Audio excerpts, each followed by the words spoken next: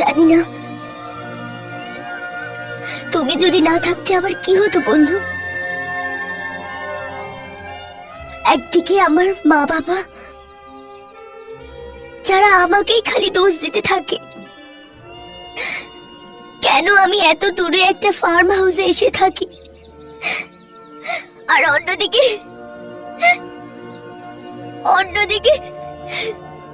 এই কলেজের স্টুডেন্ট গুলো যারা আমার জীবন নষ্ট করে দিয়েছে নিজেদের খুশির জন্য, আমার জীবন তছনছ করে দিয়েছে।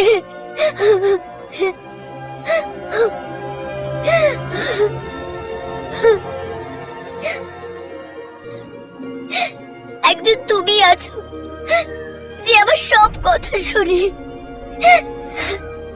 যে আমার এত পরোয়া করে।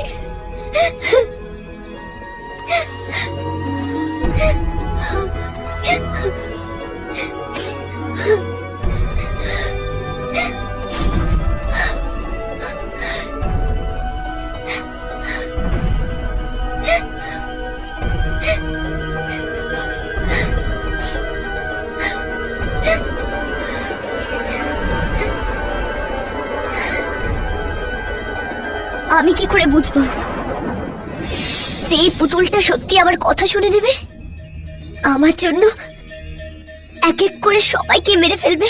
এ যা কিছু করছে তোমার জন্যই করছে, তাই না শ্যামা? তোমার কষ্টদায়ক অশ্রু ওকে একটা জীবন প্রদান করেছে। হয়তো ও তোমার মতো একলাই ছিল, হতাশ ছিল, আর যখন তুমি এতটা আপন ভেবে ওকে তোমার কাপড়টা পরালে, তখন হয়তো তোমার অস্তিত্বের একটা টুকরো ওর ভেতরে চলে গেছে। আর ও এইসব কিছু করছে তোমার বন্ধুত্বের জন্য। যে দুঃখ ওই লোকগুলো তোমাকে দিয়েছিল, এ তার প্রতিশোধ নিচ্ছে। কিন্তু আমি তো এগুলো সব ভুলে গেছি, আর আমি এটা কখনোই চাই না যে ও আমার জন্য কারো জীবন নিক। শ্যামা, শুধু তুমি আটকাতে পারো ওকে, কারণ ও শুধু তোমার কথাই শুনবে।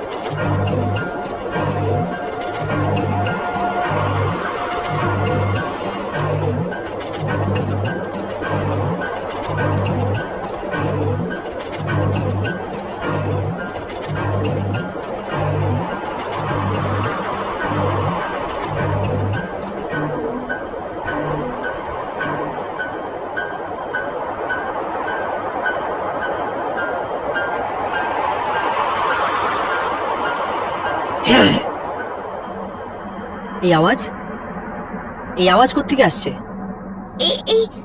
এই আওয়াজ ও দিয়েছে? এ করেছে? মনে হচ্ছে তোমার যন্ত্রণা এখনো ভুলতে পারেনি ও।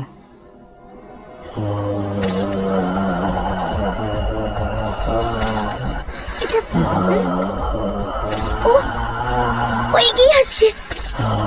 শ্যামা, পেছনে চলে যাও। শ্যামা, পেছনে চলে যাও।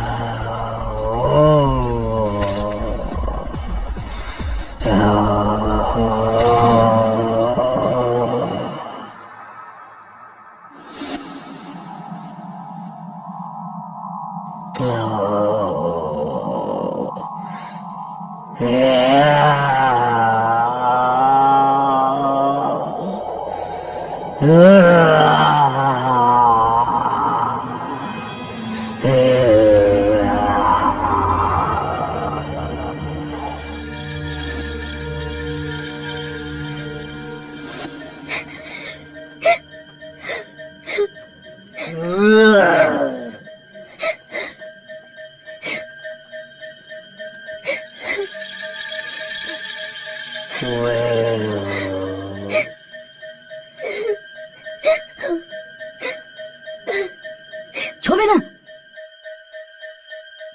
এটা কি করছো তুমি? ছবে না ওকে, একদম ছবে না। এ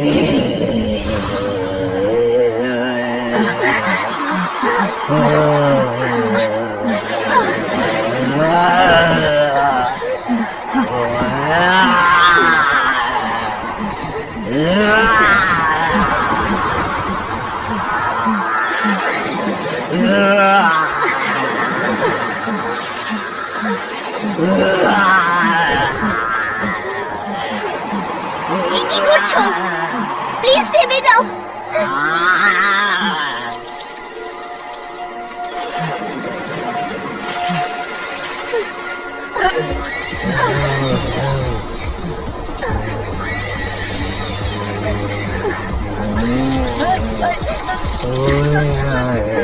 হুশ, হুশ।